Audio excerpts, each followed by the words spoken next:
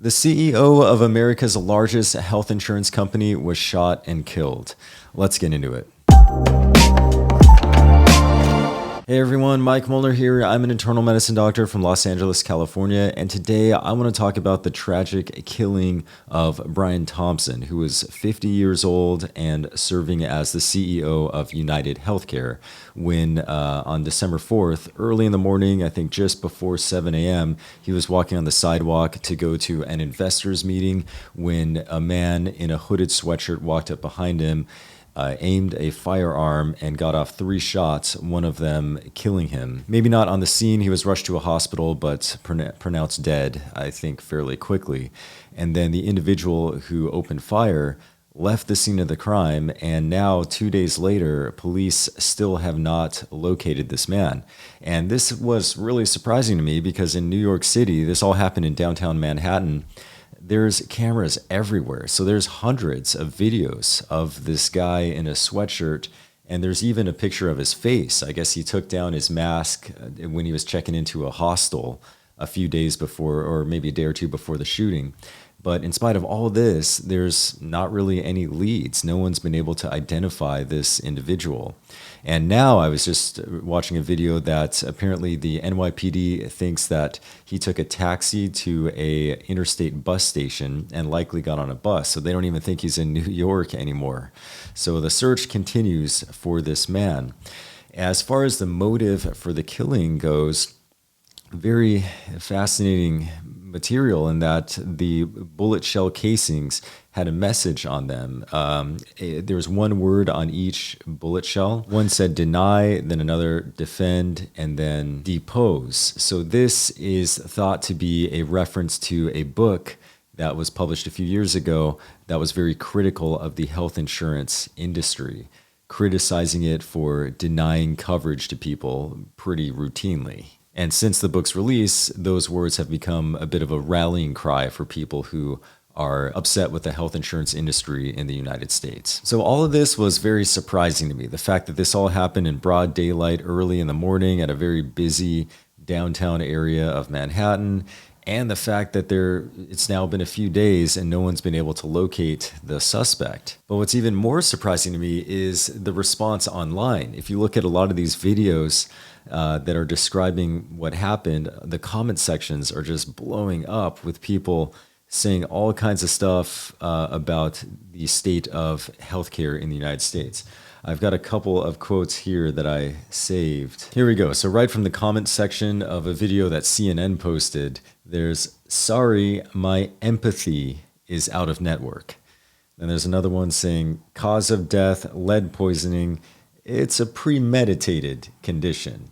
Payout denied." So those are clearly references to insurance claims being denied by health insurance companies. And there are hundreds of comments just like this on the various videos posted online. And all of this just a couple days after a man was shot. And this is a tragedy. No matter what your views of healthcare in America are, the fact is a human being was killed. Somebody with a family, he had kids, people who loved him are now mourning their loss because of this act of violence. So my thoughts are definitely with his family during this very difficult time.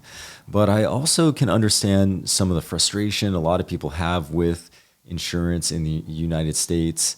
I work for a big HMO, so it's not something that I deal with on a routine basis, but I do work as a hospitalist, so I'm exclusively in the hospital setting where I take care of people all the time who come into the emergency department who don't have insurance or maybe have lost insurance coverage. And in an ER, no one is ever denied care. If you come to the emergency department with a heart attack, right, the fact that you have insurance or not doesn't matter. You're going to get treatment. Nobody can deny you potentially life-saving treatment. But where I've run into problems with this is sometimes people have more complicated medical conditions, which will take maybe multiple surgeries to correct. A hip fracture complicated by infections needs a lot of surgeries, a lot of follow-up.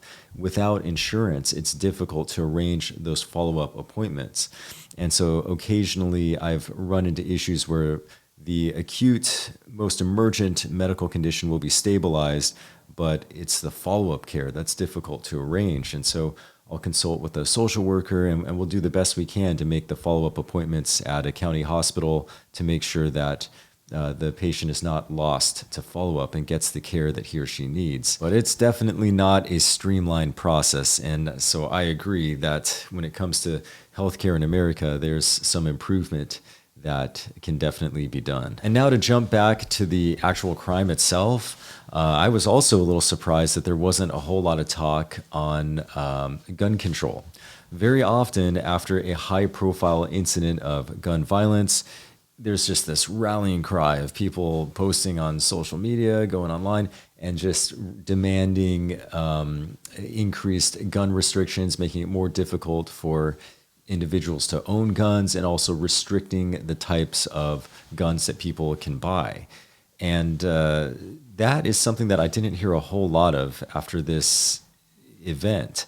And I think part of the reason is because of the gun itself. If you look at what appears to be the gun used in the shooting, it doesn't look like your random Glock or 1911 handgun that you see all the time. This looks like something a little more exotic. In fact, some people have even thought that it looks like a Station 6 pistol, which is about $2,000 and looks like something James Bond would use. Actually, I think James Bond uses a Walter handgun, but a little more exotic, right? And the reason it looks like that is because of the long barrel. So it is a handgun that appears to have a noise suppressor or silencer attached to it. And guess what? Those are illegal in the state of New York, or at least they're very heavily restricted. The average person can't just go to a gun store and buy a silencer, right? And so I think that's a problem, because if you view gun control, gun restrictions as a solution to gun violence, guess what are you going to do? It's already banned. Are you just going to super ban it? You're going to make it even more illegal to own this? No, nobody's going to say that. In fact, opponents of gun control would cite this as yet another example of how restrictive gun control policies failed to prevent a violent crime.